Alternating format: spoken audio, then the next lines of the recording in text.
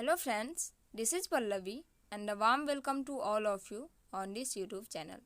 दोस्तों, कल भौतिक विज्ञान के 20 प्रश्नों को हमने देखा था और आज की इस वीडियो में हम सभी आगे के प्रश्नों को देखने वाले हैं जो कि बीपीएससी के एग्ज़ाम्स में पूछे जा चुके हैं। तो ये हमारा प्रीवियस ईयर क्वेश्चंस के फिज़िक्स का पार्ट 2 वीडियो है। अगर आपने पार्ट 1 नहीं देखा है तो आप जा कर के देख सकते हैं हमारे चैनल पर। तो चलिए दोस्तों, आज हम बिना समय गवाए क्वेश्चन नंबर 21 से इस सीरीज़ को स्टार्ट करते हैं। क्वेश्चन नंबर 21 जो कि कुछ इस प्रकार है, 2G स्पेक्ट्रम में अक्षर G का क्या मतलब होता है, यह किसके लिए प्रयुक्त किया जाता है।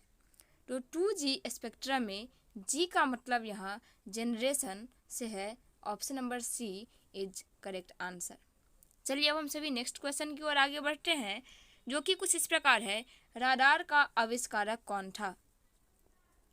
तो राडार जिसका पूरा नाम होता है radio detection and ranging, radar का पूरा नाम होता है रेडियो डिटेक्शन एंड रेंजिंग और स्कॉटिश के भौतिकविद रॉबर्ट वाटसन वाट के द्वारा राडार का आविष्कार सन 1935 ईस्वी में सबसे पहले किया गया था। Option number A is correct answer, Robert Watson. Okay, और इसका पूरा नाम क्या है, रेडियो डिटेक्शन एंड रेंजिंग। चलिए अब हम सभी नेक्स्ट क्वेश्चन की ओर आगे बढ़ते हैं। नेक्स्ट क्वेश्चन है, गॉड पार्टिकल है न्यूट्रिनो, हिग्स बोसॉन, मेसॉन और positron. Option number B is correct answer. God particle जो है वो है हिग्स बोसॉन। इसके बारे में हम सभी कुछ जान लेते हैं। गॉड पार्टिकल का मतलब है ईश्वरीय कण, और यह हिग्स बोसॉन एक ऐसा मूल कण है जिसकी प्रथम परिकल्पना वर्ष 1964 ईस्वी में ही की गई थी, लेकिन इसका प्रायोगिक रूप से सत्यापन जो हुआ वह 14 मार्च 2013 को किया गया।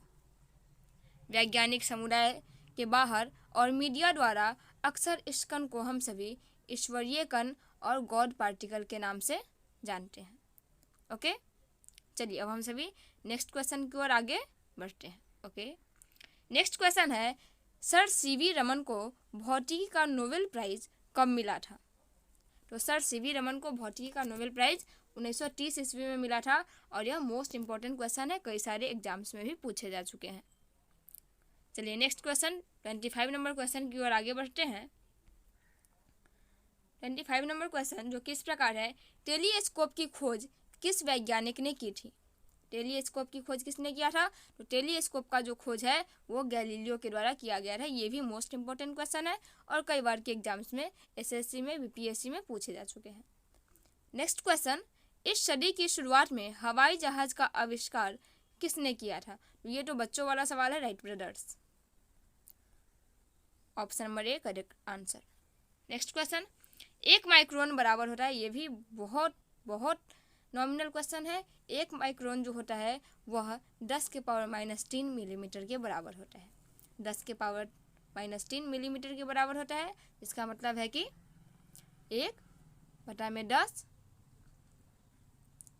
के पावर -3 मतलब 1/1000। ओके, तो 1 माइक्रोन बराबर कितना होता है, 10 के power -3 millimetre. Okay, next question, 40 degree Celsius का मान फ़ारेनहाइट स्केल में क्या होगा।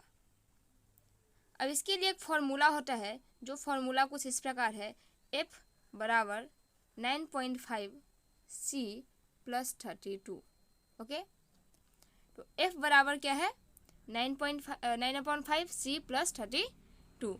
तो इसके लिए हमारा जो डिग्री है वो कितना दिया हुआ है, 40 डिग्री सेल्सियस दिया हुआ है। 9/5 × 40 + 32, 5 × 8 = 40, 9 × 8 = 72, अब 72 + 32 बराबर 104।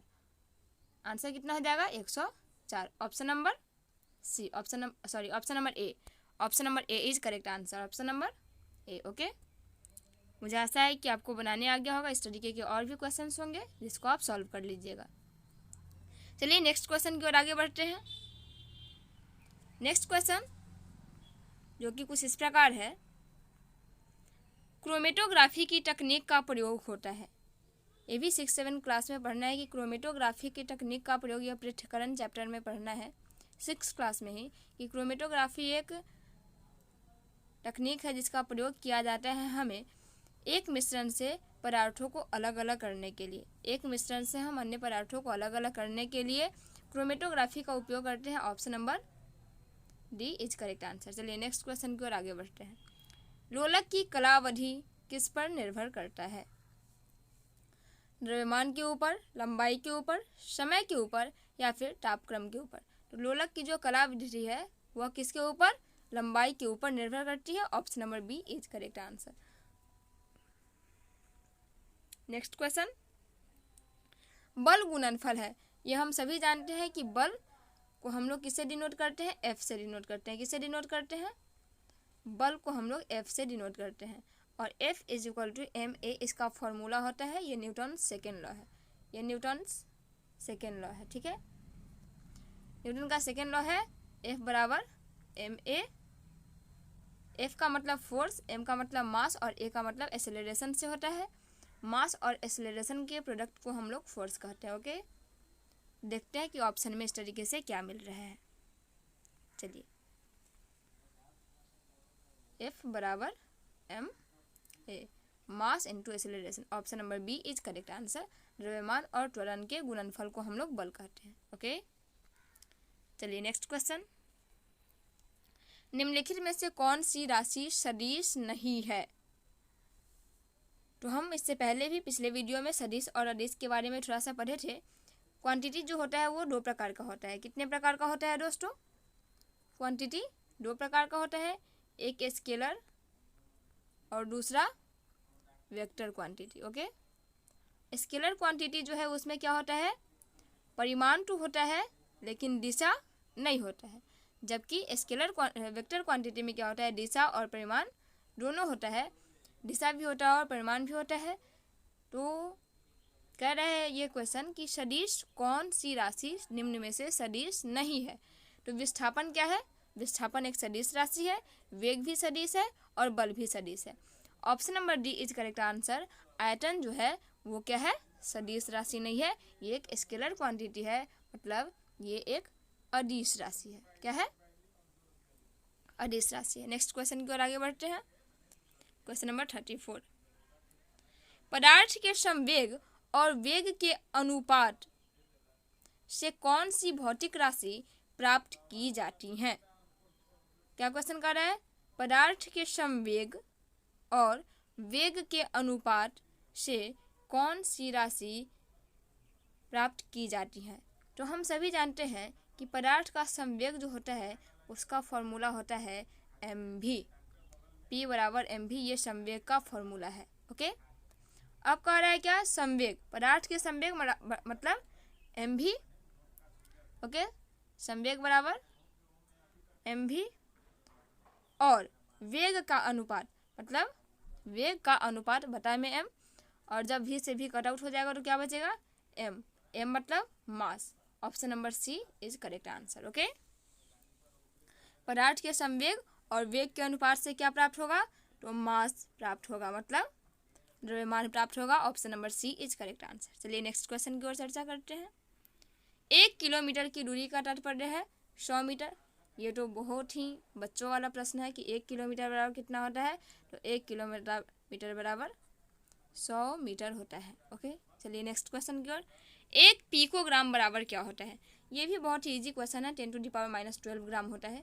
1 पिकोग्राम बराबर होता है 10⁻⁻12 ग्राम। ओके, चलिए नेक्स्ट क्वेश्चन की ओर आगे बढ़ते हैं। क्वेश्चन नंबर 37, आप एक लिफ्ट में खड़े हैं, लिफ्ट के फर्श पर आपके भार द्वारा लग रहा बल क्या होगा? तो इसके लिए एक लिफ्ट से संबंधित कुछ फैक्ट्स है उसको आपको याद करना पड़ेगा।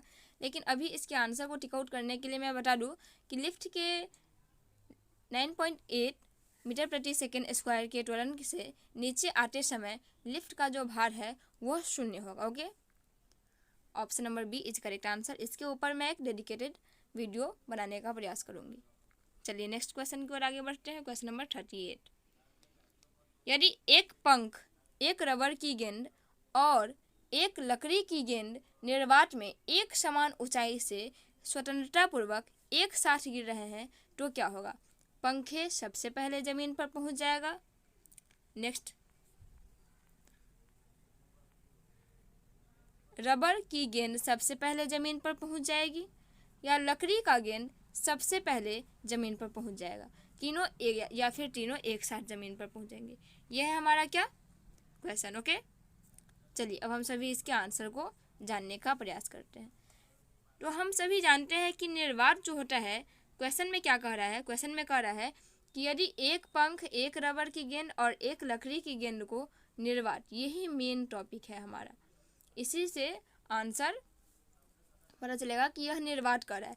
निर्वात में अगर एक समान ऊंचाई से स्वतंत्रतापूर्वक फेंका जाएगा एक साथ तीनों को, तो हम उसमें कितना भार है इस चीज़ को काउंट नहीं करेंगे। क्यों?